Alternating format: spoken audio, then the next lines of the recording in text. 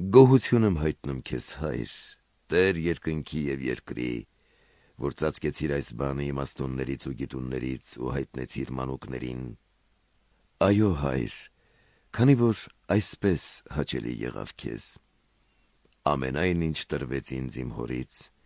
և ոչ ոք չի ճանաչում որդուն, եթե ոչ հայրը, և ոչ ոք չի ճանաչում հորը, եթե ոչ որդին, և նա, ում որդին ուզենա հայտնել։